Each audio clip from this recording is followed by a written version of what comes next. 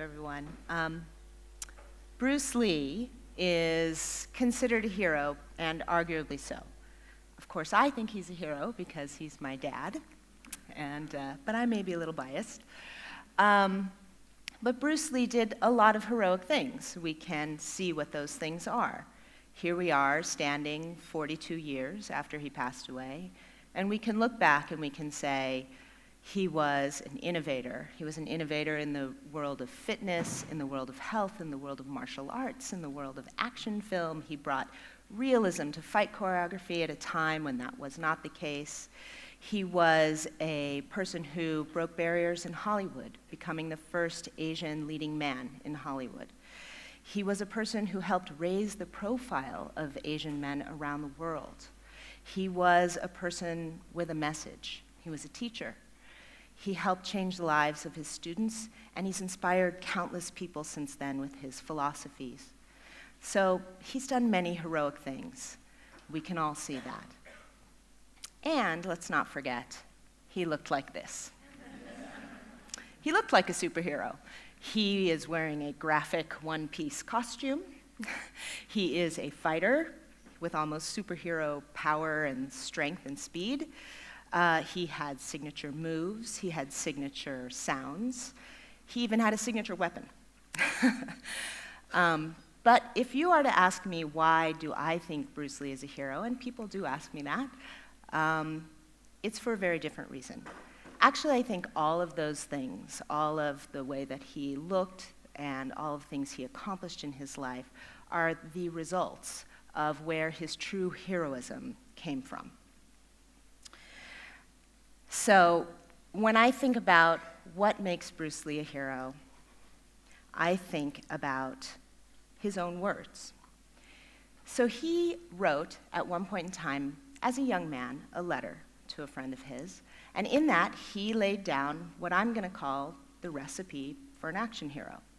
He said in that letter, "Wishing to cultivate yourself, first rectify your heart.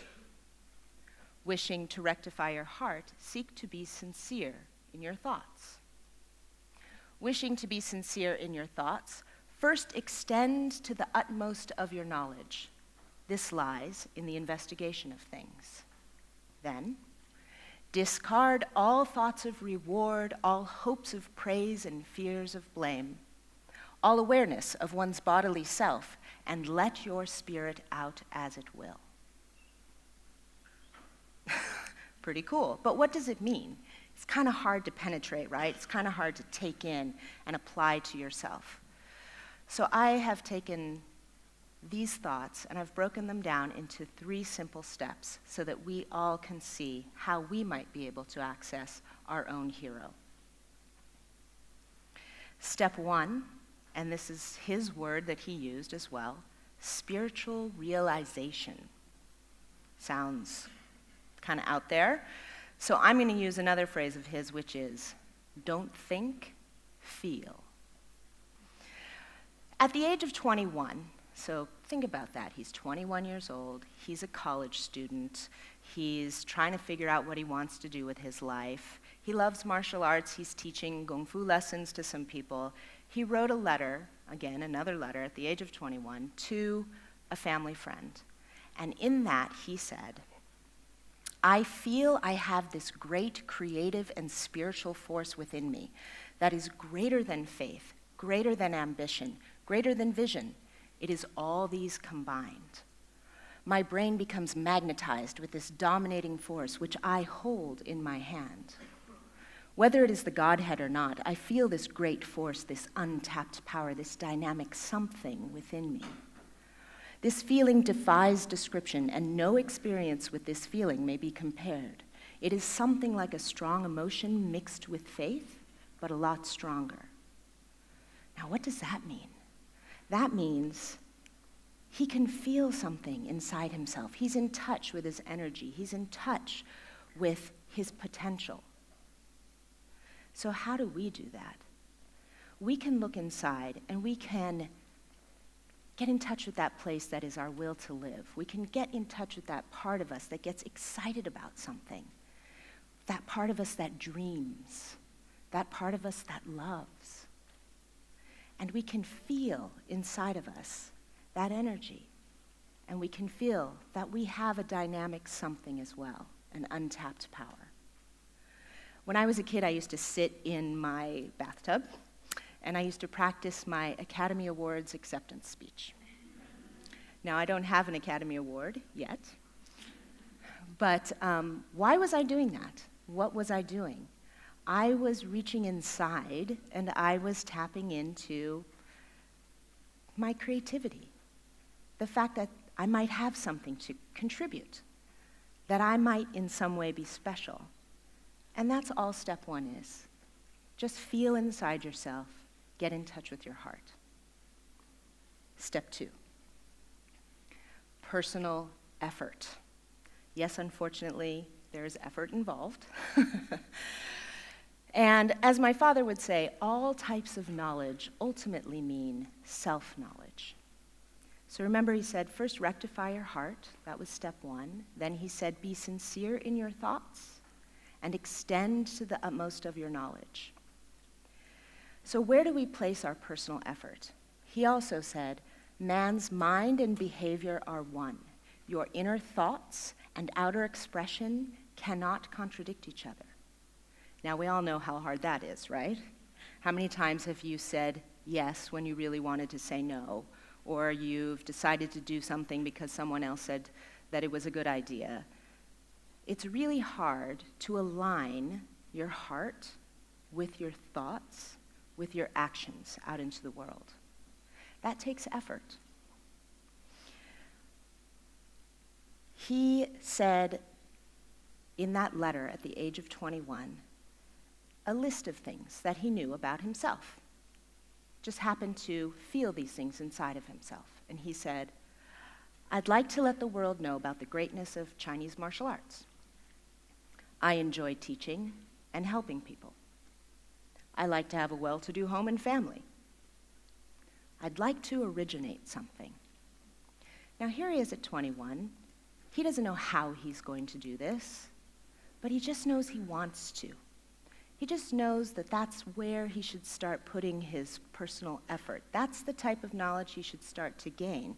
That's the investigation he should do. Now, why is it so hard to be who we are? It's because it's uncharted territory. There's no one to tell you whether you're right. Are you doing it right? There's no one to say whether you're on the right path. You have only yourself. You have only yourself to believe in and to have faith in. But it is where you put your personal effort in alignment with your heart that is the next step. So check in with your heart, make your own list, and see where you should start to put your effort. Step number 3. Now, step number 3 to me is actually the most important step. It's really where the heroism comes in. And that is harmony. As my father said, under the sky, under the heavens, there's but one family. Now, what does this mean? It means that in that same letter, age 21, where he's saying, I want to do all these things, and I have this untapped power, he said, the goal of my planning and doing is to find the true meaning in life, peace of mind. Now, you can't have peace of mind if you're always in judgment. You can't have peace of mind if you're going around telling everybody else they're doing it wrong. He said also, you have only to perform your own mission in life without any thoughts of aggressiveness or competition. Follow the will of nature and coordinate your will and your mind to become one with nature. Now, it's easy to think of nature as the earth, as the sky, as the water, the trees, the animals. That's nature. But let us not forget that man is also a huge and integral part of nature. And so, to be able to operate, the hero operates by making a positive impact. The hero engages in this voluntarily because it comes from their heart. The hero causes change for a greater good. So you don't have to worry about what everybody else is doing. Just be in harmony with man, with nature, and with the world. It's all one system. So I like to change that last part of his recipe to discard all thoughts of reward, all hopes of praise, and fears of blame. All awareness of one's bodily self as separate from the ecosystem, and let your hero out, as it will. As I was doing research on giving this talk, I looked up the word hero, and I said, what images come up when I see the word hero? And this one image came up, and I thought, yes, this is the quintessential hero image, right? Superman, pulling back his shirt and revealing his identity. And I thought, yes, that's exactly it. That is exactly what we should be doing. It's like this. We're opening our hearts. And we're acting from that place. So to me, a hero is one who beams his or her heart out into the world and acts from a place of beautiful sincerity and connected harmony. Or as my father said in his own words, when I look around, I always learn something, and that is to be always yourself and to express yourself, to have faith in yourself. Do not go out and look for a successful personality and duplicate him. Like they always copy mannerisms, but they never start from the very root of his being, and that is, how can I be me?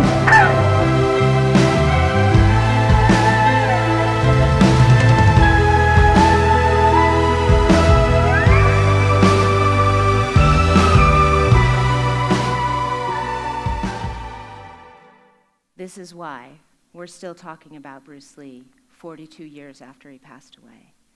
This is why there will never be another Bruce Lee, because he started from the very root of his being and he asked, how can I be me? And he operated from that place of his heart and what he wanted to create out in the world. And he gave it to us. He expressed that out into the world. We've seen so many people on this stage today who are doing exactly that.